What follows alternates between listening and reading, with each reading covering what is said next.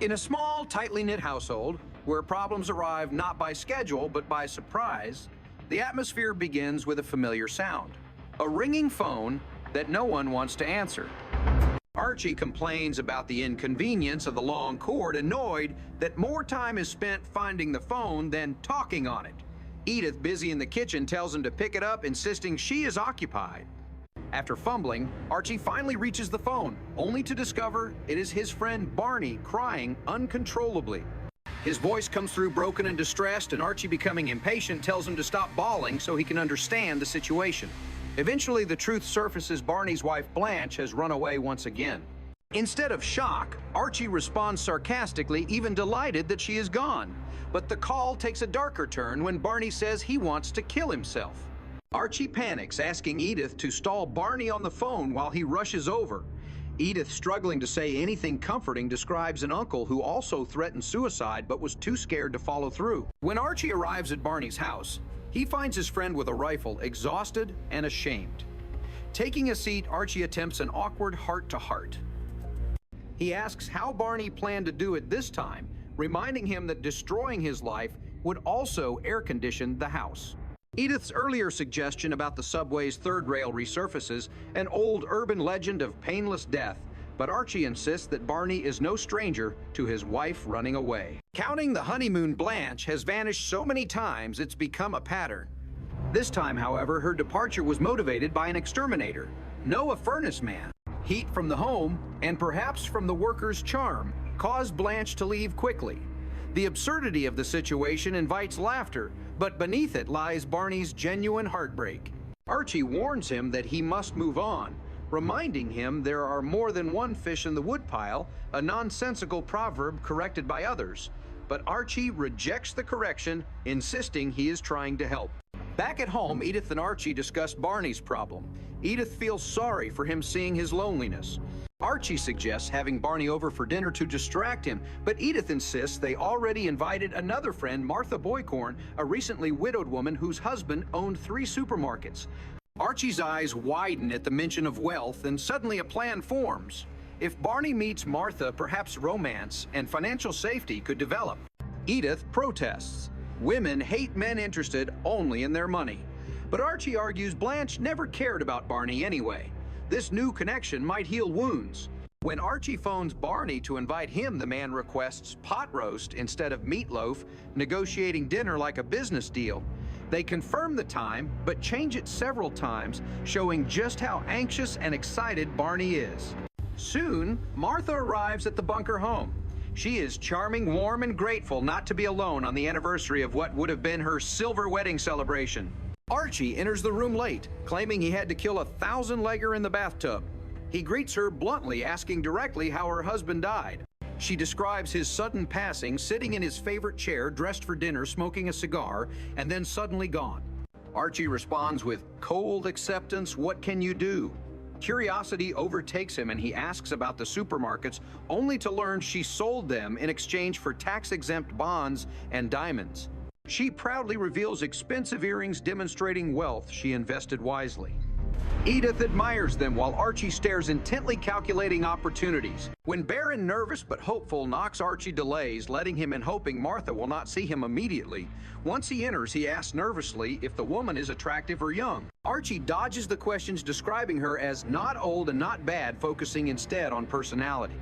When they meet, both guests politely say hello, but Barney quickly pulls Archie aside into the kitchen. Alone, Barney protests he doesn't want to be stuck with that woman. Archie argues she is fun and lively, but Barney sees only surface flaws. When Archie reveals she used to own 3 supermarkets, Barney's attitude briefly changes, but learning she sold them brings suspicion back. Ultimately, the aroma of pot roast convinces him to stay with Archie, barely restraining frustration. Time passes. Suddenly, Martha confides in Edith, privately revealing she has spent a joyful week with Barney. They went to dinner theater, shows, bowling, and she feels appreciated. She admits that money cannot buy happiness, but she is happy anyway. She also addresses a fear many wealthy widows face, being wanted only for wealth. Yet she sees in Barney's eyes sincerity. Edith melts, apologizing for misjudging motives. Martha reveals that Barney cooks low-calorie dinners to help her maintain health. The relationship feels mutual. Moments later, Barney bursts into the kitchen calling Martha my little butterball, and she responds affectionately. They leave together to enjoy another evening out. As the door closes, Archie and Edith sigh in relief and then begin to wonder what will happen if Blanche returns. Archie shrugs, joking that if Barney ever needs Blanche to leave permanently, he should sabotage household appliances. Repairmen always tempt Blanche away. Archie laughs, insisting he understands those kinds of women. On a different day, Archie receives a mysterious proposition over the phone. He tells Edith to tighten his socks, joking about holes in the heels, blaming his shoes, then blaming his own feet, then finally blaming Edith. He explains that his brother Fred is part of a business syndicate planning to create a nationwide chain of Chinese cafeterias called Fuyu Chinaterias. Archie believes America's diplomatic recognition of China will trigger a boom in Chinese cuisine. Edith misunderstands, thinking the plan involves eating enormous amounts of Chinese food, but Archie clarifies that this is an investment, not a personal binge. He dreams of wealth so great he would never have to wear the same pair of socks twice. Edith debates the cost, but Archie insists business opportunities require boldness. He tries to persuade her lovingly sometimes money must work for the family. Edith brings up a painful memory. Archie once knocked out Fred's tooth at their wedding and avoided him for 29 years. Archie dismisses the story, claiming he can simply whistle and point to identify the guilty party. Edith insists on caution, recalling the old rule, never do business with relatives. Archie counters by asking her to stop quoting advice. She ignores herself. Gradually, Edith relents, just barely. But she warns him his own advice contradicts this plan. Archie waves her concerns away. For him, the chance at fortune outweighs common sense. Meanwhile, Archie demonstrates a tendency to mishear, mispronounce, and misunderstand, revealing his comedic ignorance. Edith, as always, hears the deeper pattern, a man consistently eager to get rich without considering consequences. Yet she remains supportive because marriage demands faith. Ultimately, she does not forbid him. She simply expresses fear of losing savings. As tension builds, a commotion interrupts them. Someone outside honks a vehicle horn. Archie assumes it is related to his business discussion and insists he must rush to the bar where he works. He hurries to meet Fred, leaving Edith puzzled. Alone, she sighs at the thought of her husband chasing wealth again and continues folding socks, tiny symbols of domestic life unchanged, regardless of grand schemes. This series of events emphasizes themes of loneliness, desperation, economic anxiety, and the constant struggle to maintain dignity. Blanche's flirtations with repairmen represent a humorous exaggeration of marital instability.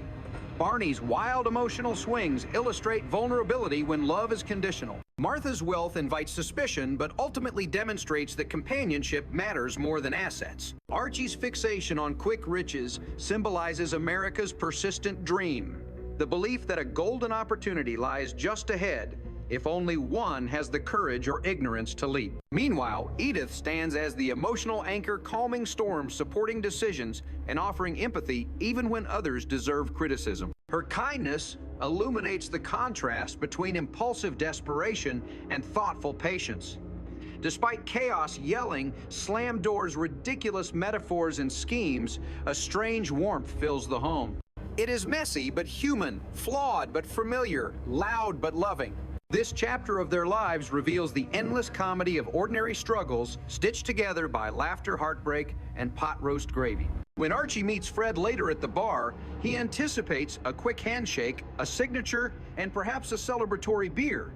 But the meeting becomes more complicated than expected. Fred, who looks older but somehow slicker than Archie remembers, brings along two business partners, dressed in suits far nicer than their personalities. They speak in polished corporate jargon, using terms like projected margins and expansion scalability. Archie nods aggressively, pretending to understand, interrupting occasionally to repeat phrases he barely grasps. The men assure him that investment will guarantee a place in the first wave of Chinese cafeteria franchises sweeping across the country. Archie listens wide-eyed, his imagination filled with visions of wealth, restaurants lined like dominoes across highways, and money falling into his lap like fortune cookies stuffed with $100 bills. Back home, Edith cleans the house while humming off-key, unaware that danger may lurk in paperwork. When Archie finally returns breathless from what he calls big-time business schmoozing, Edith tries to ask a reasonable question about risk. Archie dismisses her concerns, accusing her of lacking vision. She reminds him gently that dreams must be balanced with caution. She tries to puncture his delusion softly, but he waves his hands, calling himself a future mogul. Edith eventually offers a tired smile. She knows this pattern, the cycle of excitement followed by disappointment. Nevertheless, she hopes, like any spouse, that maybe, just maybe this time, things will work out. Meanwhile, another domestic subplot takes shape. Their daughter Gloria and her husband Mike argue about child discipline philosophies. Mike believes children should grow naturally, while Gloria imagines structured routines. Archie barges into the discussion, declaring that children need strict rules and beatings once in a while. Gloria protests that violence is outdated.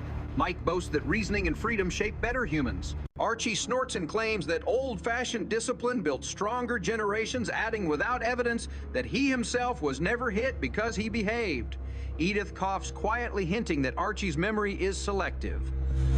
The argument fizzles, but tension simmers beneath the surface, as generational battles often do. Days later, the bunker home becomes a staging ground for anxiety. Archie nervously paces, waiting for news. Fred promised to call, but hours pass with silence. Edith senses trouble brewing. She prepares tea to calm nerves, a household ritual that slows Archie down enough to hear common sense. But when the phone rings, Archie lunges at it like a cat after a laser dot. Instead of Fred, the caller is a stranger asking for money owed on a previous tab. Archie slams the phone, angrily muttering about financial vultures. Suspicion creeps into Edith's eyes. She asks if Archie truly knows these investors. He insists that anyone wearing a suit must be reputable. Meanwhile, neighbors drop by bringing gossip. Mrs. Jefferson casually mentions that her cousin once invested in a restaurant chain and lost everything. Archie dismisses it as hearsay, but his hands tremble slightly. Another neighbor stops to say that certain out-of-state investors are rumored to be scammers, promising riches while draining bank accounts. The room grows heavy. Edith's eyes widen. Archie stands defensively, refusing to believe he's fallen for a con. When Fred finally arrives, unannounced, Archie's excitement returns, until Fred confesses that the business partners disappeared. Fred claims he was swindled too. He curses himself for trusting strangers, then reveals his own desperation. He thought a big investment would impress his wife. Now both brothers stand together in shame, connected not by success, but by failure. Edith, always the emotional compass, suggests supporting each other instead of blaming. Archie humbled nods reluctantly. He promises Edith he will never leap blindly again, which she has heard many times before. In the days that follow, normal life resumes, but tension lingers at the edges of the kitchen table. Gloria and Mike start a new argument about family dynamics. Mike insists a husband should share responsibilities equally. Archie scoffs, reciting archaic definitions of manhood. Gloria, fed up, asks when Archie last washed a dish. Archie responds proudly that he once dried one in 1953. Edith sighs she washed that dish twice afterward. These comedic clashes reveal a household where ideology and habit collide like mismatched plates in the sink. Later conversation shifts when Gloria reveals a friend undergoing childbirth. She shares the pain and complexity of birth, and Mike becomes pale hearing details.